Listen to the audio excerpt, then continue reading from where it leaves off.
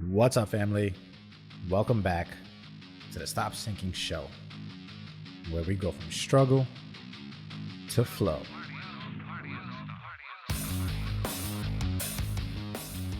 On many episodes, I talk about friendship, how seriously I take it, what I think the role of a true friend is, and many other angles to relationships in general, and what purpose I believe that they are meant to serve. It goes without saying, we are social beings. Everything is literally defined by its relationship to another thing. And so, to me, your life is really based off of the quality of your relationships. One of the ways that we regulate our nervous system is through oxytocin, one of three main neurotransmitters. And it's almost impossible to have positive emotion or for your psyche to feel like you are living a healthy, holistic life without also including the assessment of the kind of relationships that you have. And that's why we have ideas like crazy cat lady as a way of depicting what happens to a person who rejects accepting the notions of having healthy relationships and people in their life to grow old with, and instead try to fill that oxytocin, that love bucket, through relationships with pets or maybe even inanimate objects. Soon that'll be AI, girlfriends and wives. And today I'll use a quote to lean on to break down what I have said many times before. And you can refer to episode 42, episode 244, and I'm sure I have so many others where I can't even think of right now that talk about friendship. The quote goes, "The one who has a good friend doesn't need any mirror." And therein lies the core of my message. A real friend is your mirror. So you don't need any other mirrors when they are around. They will tell you themselves, if they are a good friend, that something is in your teeth, that you look ugly, that you're coming across as crazy, that what you are doing is bad for you. A real friend will stress themselves out, put themselves and their relationship with you at risk to do this for you, for your benefit. A friend, a real one, serves as a direct feedback mechanism of how we show up in the world. Much of the socialization that we are meant to go through in our youth is really about how to play well with people around us. The kids who don't learn to share, who hit each other, who don't pick up on social cues as to what is acceptable behavior, are usually isolated and left on the side because they are not fun to play with. And so much of the success in life comes from being the kind of person who is invited to play in the worldly games going on around us because people actually want to play with us. And many times that means you have to temper your own approach to games so that the way you play is socially acceptable and fun to be around, that you handle competition in a healthy manner, losing and winning with dignity, and even to adjust your approach and your skill so that the person you are competing against enjoys the process and wants to play again, even if that sometimes means you have to let the other person win. If you destroy a person each game, they will not be willing to play with you. So even letting them win 30% of the time is enough of a motivation that they will accept your next invitation to play. A successful life that integrates and accepts the importance of relationships then is less about winning and more about being invited to play as many games as possible. The ultimate infinite game. And if you accept this premise, which I think you will be foolish not to, and should look into any resistance that comes up within you when I say this, if you accept this, then you realize that a relationship is life school. It is the portal through which you learn how to live. It is the medium through which you learn how to conduct yourself. Now, the problem that I see that goes against this, that makes us resist this, is when our egos get involved and we inflate the importance of self and put that above, prioritize it over the relationships that we are meant to encounter. The ego blocks you from learning, and so school stops. And since relationships are the school of life, which is outside of you that the ego doesn't allow you to see, much of life stops because of the ego. A life lived to the dictates of the ego eventually stops working. And what I have unfortunately witnessed and been a part of is that many people are comfortable with the narrowing of their field of vision as they get older. They increasingly live through their hardening ego. They accept less and less feedback from the outside. They become more and more rigid, and over time, especially if you reach success earlier on, over time, they get surrounded by fewer and fewer people who will actually tell them what is acceptable, or whether how they are behaving is actually conducive to a healthy life or an expanding one. Especially if you're successful, people will look to more of their own personal incentive in keeping you happy enough to continue to receive their benefits from you, and will be less likely to challenge you because it might put their personal benefits in jeopardy. So without you even realizing it, you are actually becoming more isolated, as you no longer have a beat on what is actually going to keep you growing. You no longer know if there's something in your teeth. You lose touch with reality and lose the true connection to the hearts and the minds of the people around you, and they lose theirs with yours.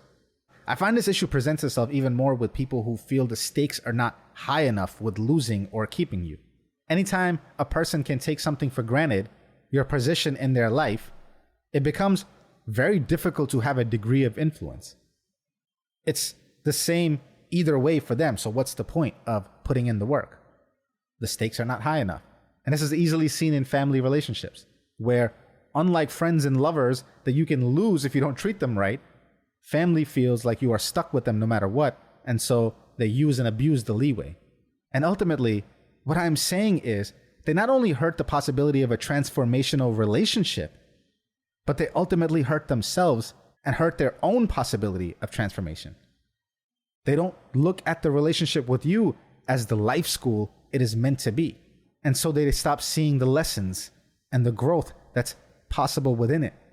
And here, it is less about the success that they have achieved that blocks them, but more about the position they have in the family, which for them feels like an earned stature, like that of success. And my problem with this is, it makes it impossible to have a healthy relationship or create a prosperous future together. A relationship that you reject from being your mirror, one that you obscure through the position that you feel you have, will keep you then blinded from the necessary reflections that you are meant to have, that's available there, that allow for that relationship and for you to grow. Really, you make it impossible to relate to each other over time, and then you both drift apart. Many parents dismiss their young. A child or a young adult is there to be your portal to growth. But if you approach that relationship with the imposition of your position, that you somehow know better or know more, then you block your own path to learning. Even your 3-year-old is a course in life school, and they can teach you so many things about yourself if you would just pay attention. Where you get triggered, what emotions come up when dealing with specific scenarios, what happens when you're trying to convince them of something, what happens when you care about something you can't control.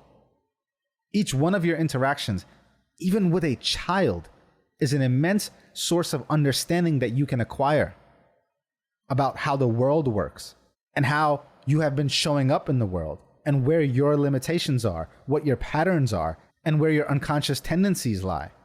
And if you allow even the relationship with your 3-year-old to teach you something, it can teach you everything you need. The problem is that it's not convenient or easy and takes a lot of emotional intelligence to accept in the moment. Self-awareness, self-regulation, these are not skills you develop in isolation. You cannot sharpen your skills without the willingness to step into the dojo. And everyone around you, even the 3-year-old, is your dojo. And I'm usually a very easygoing person. Maybe the people of my life will tell you otherwise, until I see something that is broken. And then I'm a fixer. The least easygoing, until I can address that which is broken. And maybe that is my flaw, because I just can't leave it alone. And very inconvenient for the people in my life, I'm sure. And even though in a relationship with me, I am part of the school I'm suggesting you have to go through, I'm not proposing that I am the teacher. All I am saying is that I am your mirror, and that it is not my job to make it convenient for your spirit to remain infantile in the areas that cause friction in our relationship. that might manifest everywhere else. It's the quite opposite, actually. It is my job to shine a bright light on it so that you can see your imperfections, so that you can take it as an indication to do the work. You can choose to shutter your vision to the blinding light, but understand then that that same area will remain unconscious, unseen, unwitnessed, and unattended, so then it will remain a continued source of friction in our relationship. And maybe even a source of friction that manifests in many of your other relationships. That's the point of going to school, so it helps you everywhere. And so if you allowed no people or very few people to be a mirror for you throughout the course of your life, it wouldn't be surprising to expect that you then have remained blind in those areas. And God knows how many ways that has held you back from the love and the care and the depth of connection that has kept you from. JP shares, in the story of Adam and Eve, one of the ways God is categorized is as the spirit that calls you on your pride and presumption. How often in your life has pride come before the fall? Is there some spirit that's operative in being that shows you the errors in your ways when you get ahead of yourself or not? And if the answer to that is no, then you say, well, you have no conscience. Nothing that calls you on your moral impropriety. You're overreaching. And no one wants to be near you if you're one of these people. The harsh reality is that you already have this internal direction, and that is divine. If you haven't destroyed or dampened it, your conscience, that is, you already have within you to be your own mirror. And so even when an external mirror shows you something, it isn't really ever showing you something you don't know is there.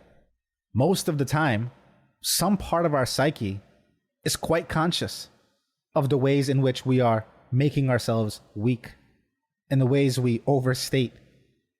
And so the people who find it difficult to have mirrors around them, real relationships, or to accept the mirrors in the ones already present, regardless of their age and stature, if one really struggles to accept each person as the school of life, the divine school of life that they are, it is because that person's energy is being spent in trying not to see what they already know is there.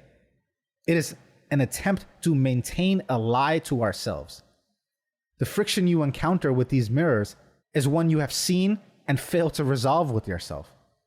It's like what they say, if it offends you, if it upsets you, if it triggers you, it does so for a reason. There's some truth in it. It's because you are actually hurt there, actually vulnerable, and some work is left undone to make yourself whole. Will it be easy? Convenient? No. Will you grow, learn, expand until your dying day? School is always in session. The curriculum apparent. The real question is, will you show up and do the work? I love you, family. Stay true always. I'll see you on the next show.